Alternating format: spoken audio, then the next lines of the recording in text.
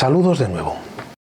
Hoy os presento otra de mis viejas conocidas, la Diesel Alco 1800 doble de la antigua Ibertren, la sustituta de la también americana 1600 o 316, apodada Marilyn. Tengo que deciros que la longitud de este vídeo excede a lo que os tengo acostumbrados. La razón es que os detallo en él pormenorizadamente la digitalización de esta locomotora analógica adquirida hace unos 35 años bajo el sistema 3N. Vamos a ello.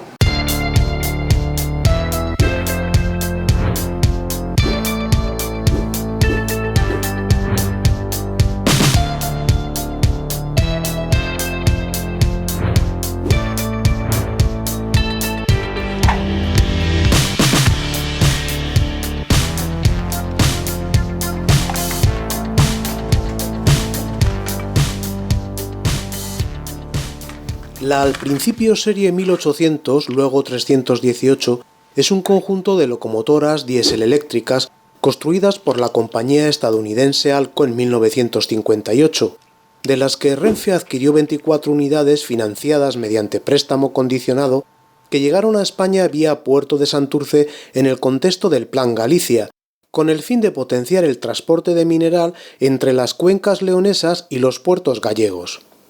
Desde Santurce se trasladaron a los talleres de la factoría Euskalduna en Bilbao, hoy ya desaparecida, cierra en 1985, donde se les colocaron los elementos de tracción y choque y se les efectuó la puesta a punto. Ese mismo año entraron en servicio entre Zamora y Ourense, numeradas de la 1801 a 1824. Su depósito oficial pasó a ser el de Monforte de Lemos. Al igual que las 316, su serie anterior, las nuevas Alco demostraron unos excelentes resultados, y Renfe envió también 4 a Valencia para las campañas naranjeras. A partir de 1965, la llegada de las nuevas 2100 las fue relegando, comenzando su declive en 1980 ante la escasez de repuestos. Alco había quebrado en 1969. A finales de la década de los 80 empezaron a darse de baja, sirviendo así de repuestos a sus hermanas.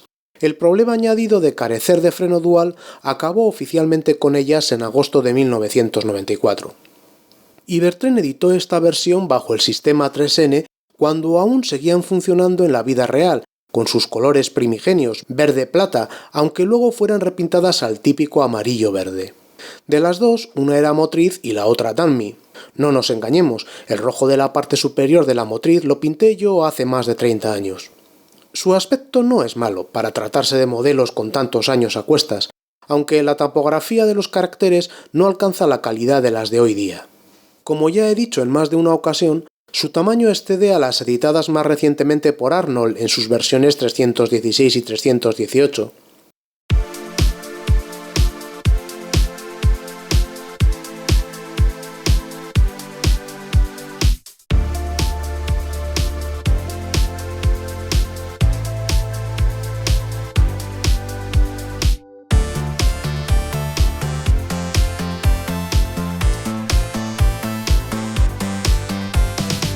La motriz porta aros de adherencia en las 6 ruedas del boje tractor, y podemos ver asimismo los agujeros del patín central para 3N.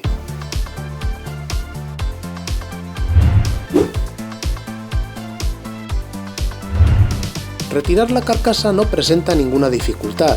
De forma similar a como lo hacíamos con la 269, bloqueamos una de las pestañas con un palillo y, desde el otro lado, desenganchamos la otra para liberar el encastre.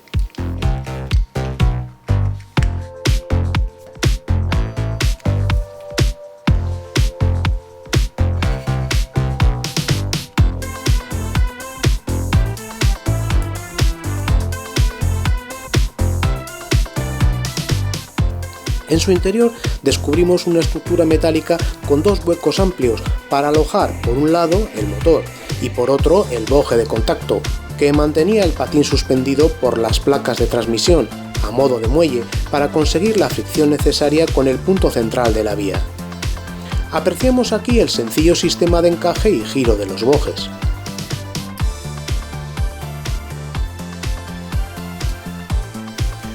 Cuando Ibertren puso a la venta los kits de transformación al sistema 2N, una vez que optó por pasarse a este otro sistema menos problemático, adquirí el oportuno para esta locomotora, una de las opciones posibles, no lo eran así las vaporosas. El procedimiento consistía en eliminar el patín tal cual, cosa relativamente sencilla, sustituir las ruedas por otras con aislamiento para separar el positivo del negativo, en el 3N el mismo signo de corriente corría por las dos vías, mientras que el contrario por el canal central de la vía, pestaña a pestaña por traviesa, y proporcionar placas de contacto individuales para cada lado del boje. En el 3N era una placa única. El cambio en las vaporosas, debido sobre todo al bielaje, habría complicado bastante el proceso de sustitución, no garantizándose el resultado. Con posterioridad le añadí el decoder que, probablemente debido a un cortocircuito, hoy no funciona. Aprovechando la circunstancia, vamos a ver cómo colocar un nuevo decoder en una locomotora analógica, algo que se ha solicitado en alguna ocasión en los comentarios. Otro ejemplo puede ser el TGV naranja. Primero, con el soldador, liberamos los cables del decoder actual para retirarlo, con cuidado de no machacar el plástico de los bojes.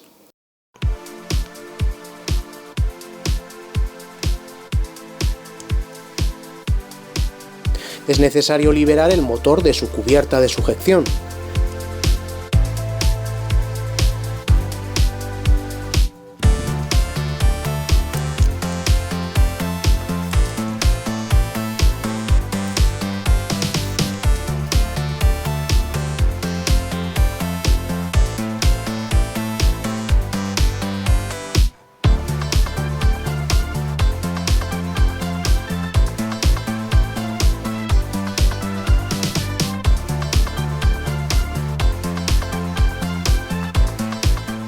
Ya retirado el viejo, necesitamos un decoder relativamente pequeño.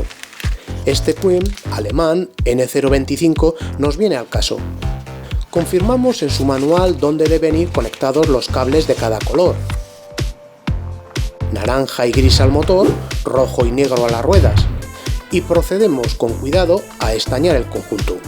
Aunque en este caso deberemos pasar los cables correspondientes previamente por los orificios dispuestos al caso, para poder dejarlos después medianamente ordenados.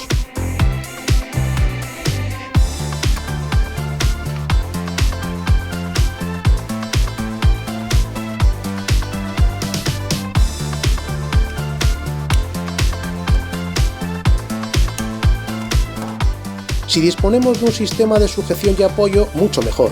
El hacerlo de forma libre dificulta siempre la manipulación.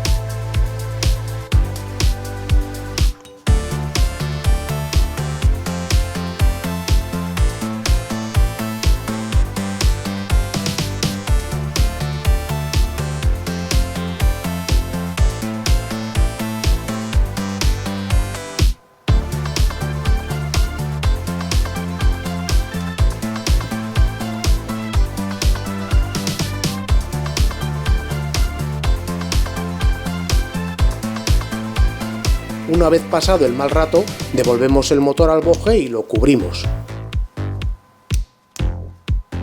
A falta de una funda retráctil, aislamos el decoder con cinta adhesiva y lo ubicamos en el hueco del boje.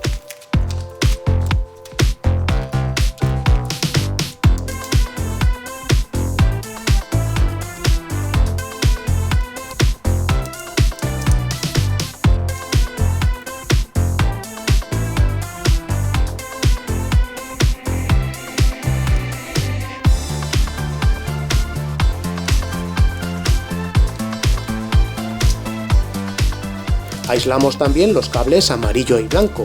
Este modelo no tiene luces dada su antigüedad. Y luego ordenamos los cables en el hueco al efecto y los sujetamos también con cinta, para evitar que dancen por donde no corresponda y pongan trabas a la carcasa.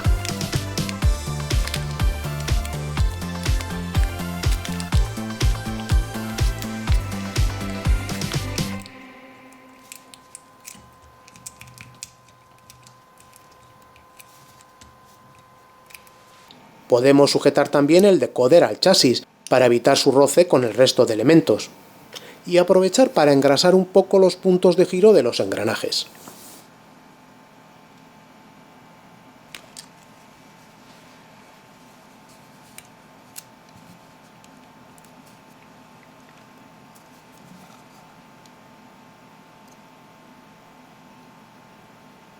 Antes de cerrar el modelo, lo ponemos en la vía de programación. Vamos a comprobar si hemos hecho lo correcto.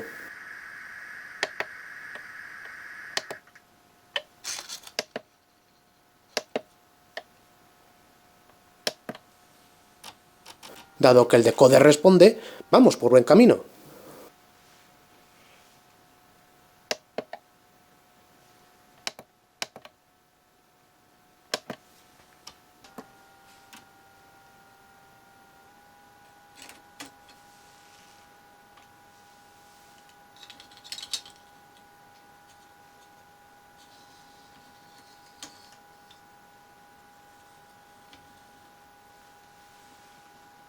Ponemos la loco en vía y ¡voilá! ¡Funciona!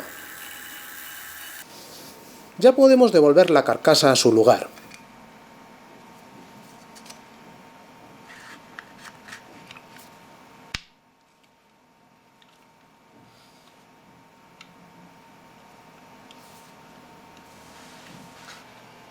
Este modelo es algo más ligero que la 269, diría que la más pesada de las que dispongo, le saca casi 12 gramos a esta.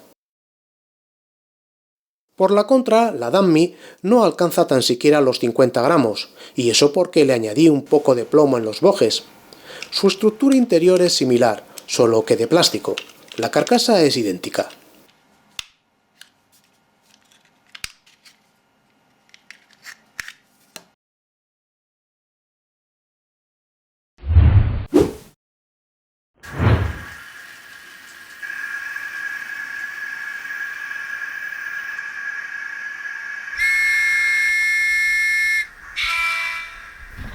En rodadura se comporta decentemente, sin brusquedades, como lo hacía la 269.